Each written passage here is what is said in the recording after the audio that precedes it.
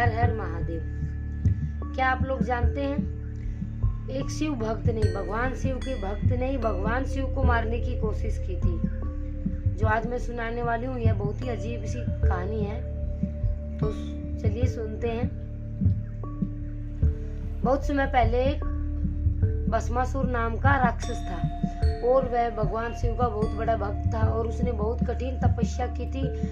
तब भगवान शिव प्रकट हुए थे और उन्हें वरदान मांगने को कहा था। और भस्मासुर ने ऐसा वरदान मांगा था कि हे महादेव, मुझे ऐसा वरदान दीजिए कि मैं जिसके सिर पे हाथ रखूं वो खत्म हो जाए, भस्म हो जाए। और भगवान शिव तो दयालु कृपालु, सबको वरदान देने वाले, भगवान शिव ने बिना सोचे समझे तथास्तु कह दिया, वरदान दे दिया।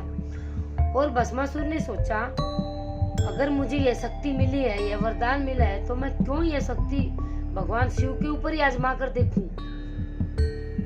और उसने भगवान शिव के ऊपर ही आजमाने की कोशिश की। भगवान शिव समझ गए।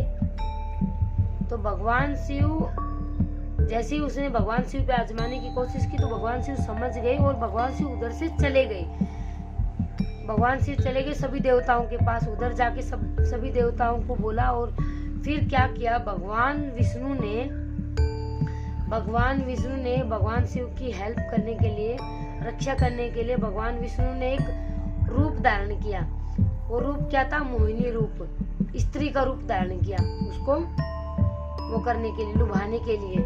तो उसके सामने गए मोहिनी बनकर भगवान विष्णु मोहिनी बनकर भस्मासुर के सामने गए, मतलब स्त्री का रूप धारण करके गए। और भस्मासुर तो मोहिनी रूप वो देखकर बहुत खुश हो गया। और फिर मोहिनी ने बोला, अगर आप मुझसे विवाह करना चाहते हो तो आपको मेरे साथ नाचना पड़ेगा। और भस्मासुर तो मान गए, सहमत हो गए। तो मोहिनी जैसे जैसे करती गई, नाचती गई, वैसे वैसे भस्मासुर उसकी कॉपी करता रहा। जैसे जैसे मोहिनी कर रही थी वैसे वैसे भस्मासुर कर रहा था। तो फिर आखिर में क्या किया, मोहिनी ने, भगवान विष्णु ने जो रूप बदला था, मोहिनी ने क्या किया, अपने सर पर हाथ रख दिया। नाचते नाचते अपने सर पर हाथ रख दिया। जैसे हाथ रखा, भस्मासुर तो उसकी कॉपी कर रहा था, जैसे जैसे मोहिनी कर रही थी वैसे वैसे कर रहा था। तो भस्मासुर ने अपने सर पर हाथ रख दिया। जैसे ही भस्मासुर ने अपने सर पर हाथ रखा, भस्मासुर खत्म हो गया, क्योंकि यह वरदान मिला था, किसी के सर पर भी हाथ रखेगा तो वो भस्म हो जाएगा, खत्म हो जाएगा। तो जैसे ही हाथ रखा वो भस्मासुर खत्म हो गया।